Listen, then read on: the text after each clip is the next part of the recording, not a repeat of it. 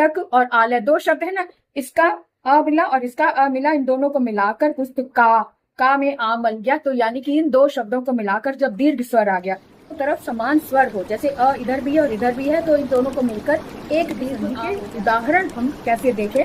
ह्रस्व या दीर्घ स्वर अ ई उ, और यहाँ पे री भी होता है जो यहाँ पे नहीं दिया गया है, री भी होता है। तो अ ई उ यही शब्द आपस में दीर्घ बनाते हैं, यानी कि दोनों तरफ अ वही स्वर हो और दोनों तरफ अगर ई है या दोनों तरफ ऊ है, दोनों तरफ का मतलब है कि दो पार्ट होते हैं, दो शब्द होते हैं। जैसे पुस्तक और आलय दो शब्द है ना, इसका अ मिला और इसका अ मिला, इन दोनों को मिलाकर पुस्तका, का में आ बन गया। तो यानी कि इन दो शब्दों को मिलाकर जब दीर्घ स्वर आ गया, दोनों में अ आया हुआ है, ये वाली दोनों की बात कर रही हूँ, दोनों तरफ अ आया, एक ही स्वर आया हुआ है, तो उसी स्वर का दीर्घ हो जाता है। यहाँ पर दोनों तरफ ऊ आया हुआ है, तो दोनों तरफ ऊ होने के कारण उसी स्वर का दीर्घ हो जाता है। अभी मैं बता रही थी कि दोनों तरफ समान स्वर हो, जैसे अ इधर भी है और इधर भी है, तो इन दोनों को मिलकर एक दीर्घ समान स्वर हो, जैसे अ इधर भी है और इधर भी है, तो इन दोनों को मिलकर एक दीर्घ आ हो गया। अब जैसे यहाँ पे चाहे ह्रस्व आ है और इधर दीर्घ आ है, लेकिन दोनों तरफ आ है, तो इसलिए इसी का बड़ा रूप दीर्घ आ हो गया। यहाँ पर ई है, ई और ई है, दोनों तरफ समान स्वर है, तो इसी स्वर का दीर्घ हो गया, यानी कि बड़ी ई हो गई है ना।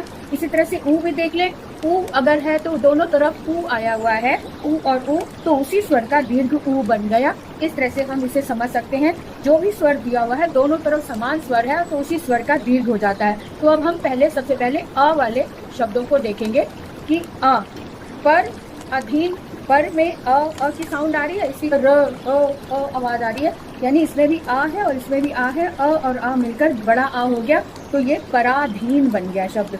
वेद अंत वेदांत हो गया। राम अवतार रामावतार, जो ये वाले व्यंजन होते हैं, इसमें बड़ा आ की मात्रा अगर लग रही है, दीर्घ आ लग रहा है, तो इसका मतलब यहाँ पर दीर्घ संधि है। राम अवतार, पुष्प अंजलि, पुष्पांजलि हो गया। अब यहाँ पर इधर आ यानी कि पूर्व रूप में बड़ा आ है और इधर छोटा आ है, लेकिन है दोनों तरफ आ, तो दोनों को मिलाकर बड़ा आ ही बनेगा। जैसे दीक्षा और अंत दीक्षांत, परीक्षा अर्थी परीक्षार्थी, विद्या अर्थी विद्यार्थी, सीमा अंत सीमांत ना। बात समझ में आ रही है बेटा? तो स्वर जो है उसी स्वर का दीर्घ हो जाता है, इस बात का ध्यान रखना है। तो अब यहाँ पर ई आ गया, लेकिन दोनों तरफ समान स्वर है, इसलिए इसी ई का बड़ी ई हो जाएगा, दीर्घ ई हो जाएगा, इसीलिए इसको दीर्घ संधि का नाम दिया गया है। तो कवि इच्छा, मुनि इंद्र, यानी कवि है, यहाँ पर छोटी ई है, लेकिन ये वाली ई मिलकर बड़ी ई हो गया, तो कवि इच्छा हो गया। मुनि इंद्र, यहाँ पर छोटी ई है, लेकिन ये वाला ई मिलकर मुनीन्द्र, बड़ा ई बन गया, मुनीन्द्र, है ना। कवि ईश्वर, कपीश कपीश, इस तरह से शब्द बन रहा है। अब यहाँ पर देख लो, इधर बड़ी ई है और इधर छोटी ई है, फिर भी रूप इसका दीर्घ ई ही बनेगा।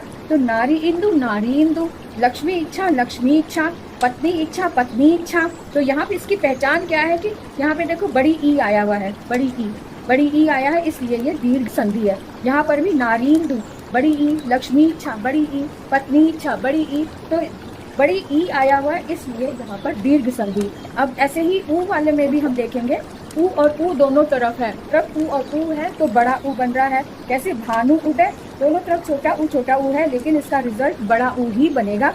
तो भानु उदय, भानु नाम में छोटा ऊ लगा है और इधर भी उदय में छोटा ऊ, तो दोनों मिलकर भानु नाम में बड़े ऊ की मात्रा लगी, भानु उदय।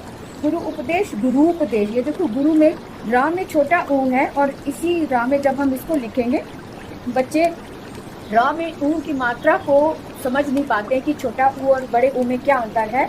रा में जब हम बिना गोल घुमाए रखते हैं, वो छोटा ऊ होता है। अब यहाँ पे देखो गोल घुमाकर आया हुआ है ना, तो ऐसा रा में बड़े ऊ की मात्रा होती है। वीडियो अगर पसंद आए तो लाइक सब्सक्राइब करके शेयर करना ना भूलें।